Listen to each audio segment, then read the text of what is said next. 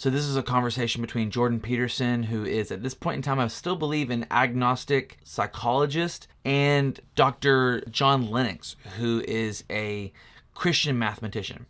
They're going to be diving in on the effects of killing God. Nietzsche says that we have killed God and there's not enough water to mop up the blood. And they're going to talk about the results of killing God over society. Let's stay up on it. In the late 1800s, when Nietzsche observed that God was dead, it was a very complex observation, because people like to think of that as a triumphalist proclamation by this emancipatory philosopher. And that wasn't the case at all, because Nietzsche basically said that God was dead and we'd killed him and we'll never find enough water to wash away the blood, right? I mean, he knew it was a catastrophe. And he prophesied that three things would happen. One would be that there'd be a wicked turn towards a kind of hopeless nihilism, because every structure of morality had fallen apart. The second would be the rise of totalitarian substitutions for God, and Nietzsche actually specified communism as a likely candidate, and also prophesied that hundreds of millions of people would die as a consequence, which was quite the damn prophecy for the mid-late 1800s. And then he also said, but the alternative is that we could create our own values. And that was the route that Nietzsche saw as the way out. Now, there's a couple of problems with that, and technical problems, you might say. One is, well, we don't live very long, and it isn't obvious that any of us singly is wise enough to create our own values.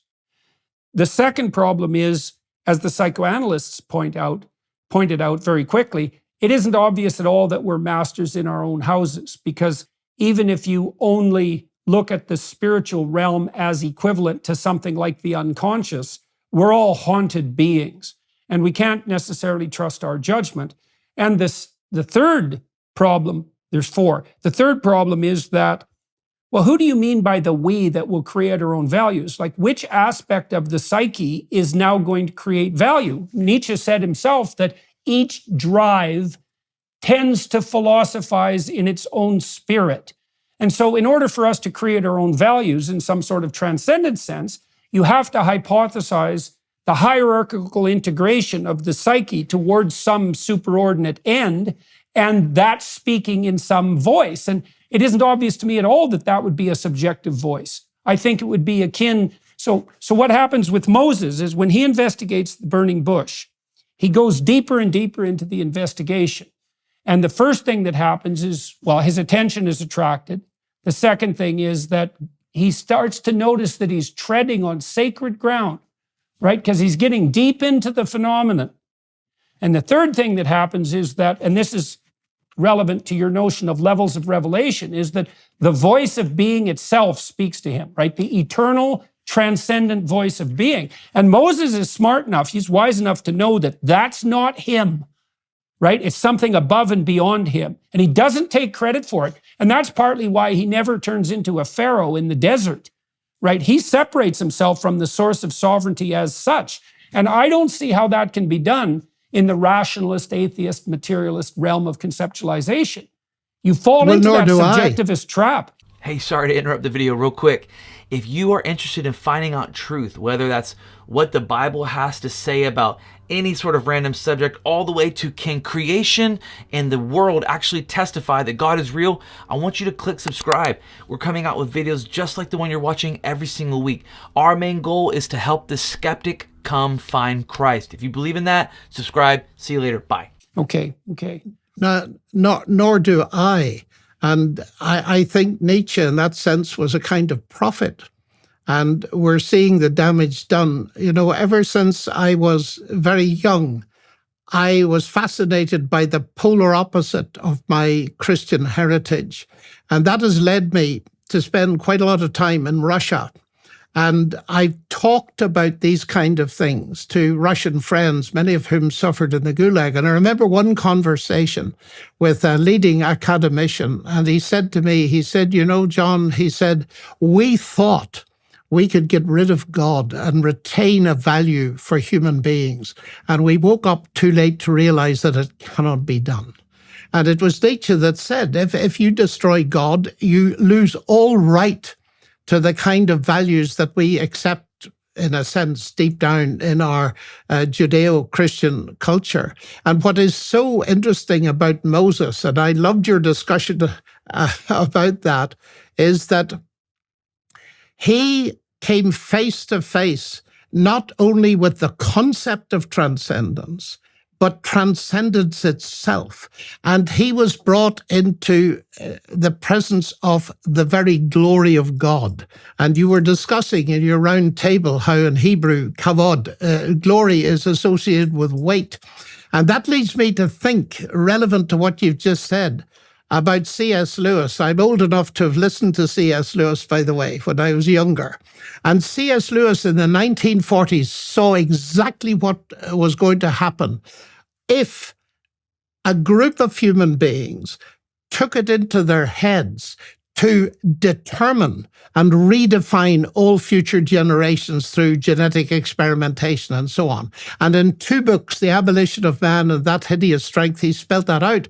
And he made the point that if that happens, it is not going to liberate human beings. In fact, it's going to abolish them. Because what will be created by, say, playing around with the germline is not human beings, but artifacts. And so he writes, the final triumph of humanity, scientists, will be the abolition of man. And it's that I fear is really permeating our culture. I mean, the Caesars in Rome and the Babylonian emperors who thought of themselves as gods looks pretty trivial stuff compared with this insidious teaching that's around in particularly the Western world today, that we are actually all gods and we ought to rise to this. And the only way to rise to it is to reject the transcendent completely. There is nothing above us.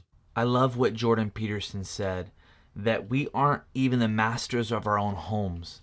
So Nietzsche said, if God is dead and we've killed him, then one of the only paths forward is us to make our own values, essentially to make those moral truths for ourselves. The problem is, and Jordan Peterson says this, and it takes talking to a psychologist who's had thousands and thousands of clinical hours talking to people.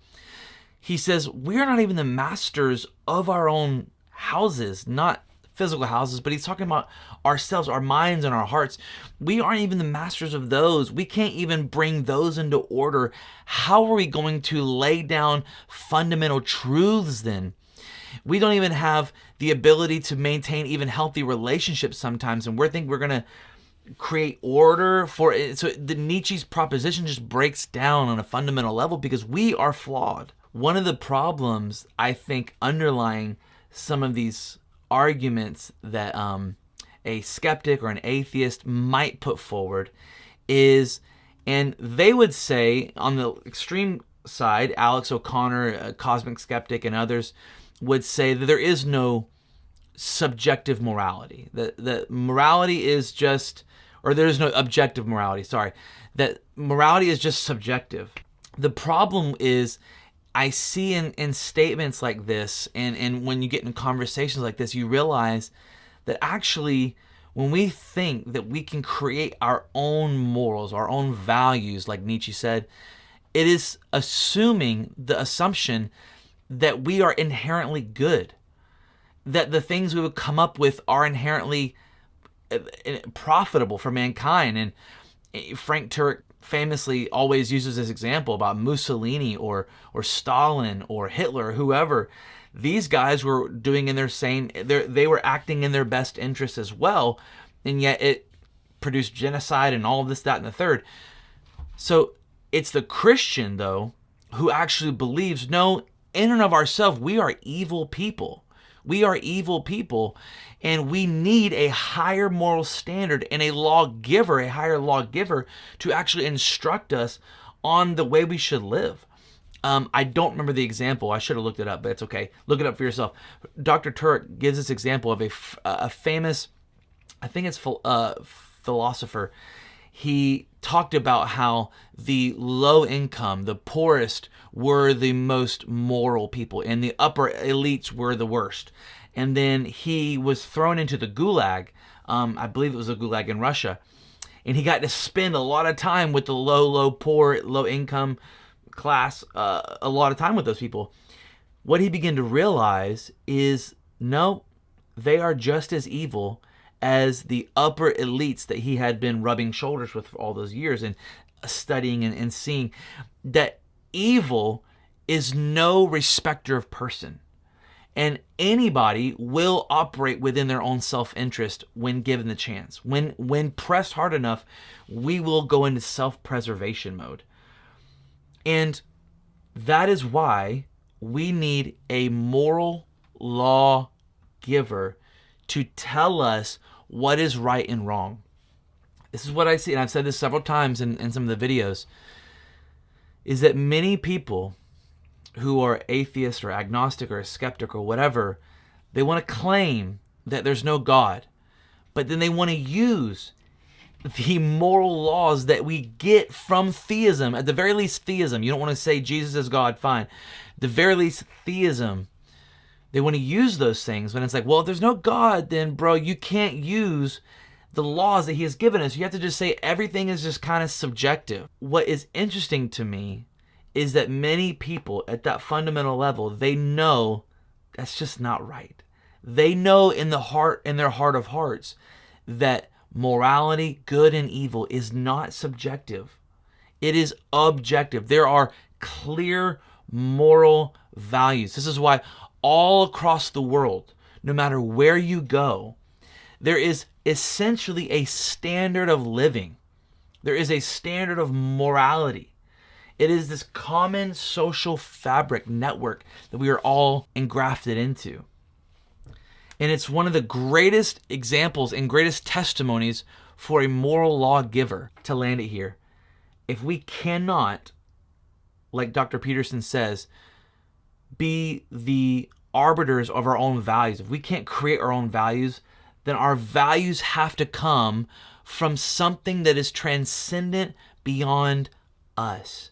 And the only thing would be a eternal, uncreated being, otherwise known as God. I want to encourage you, for the skeptic out there or the Christian who is on a journey with doubt, if this finds you, I want to encourage you to keep searching, keep asking questions, keep praying. God is out there and he loves you. He has a plan for your life. Jesus Christ is real. He's real. And let this video just be a proof to you, like an evidence, like a testimony, a fleece, if you will, that God is real and he's looking for you. He's searching for you. Peace, guys. If you want to watch more videos, they're down here. Have a great one. Bye.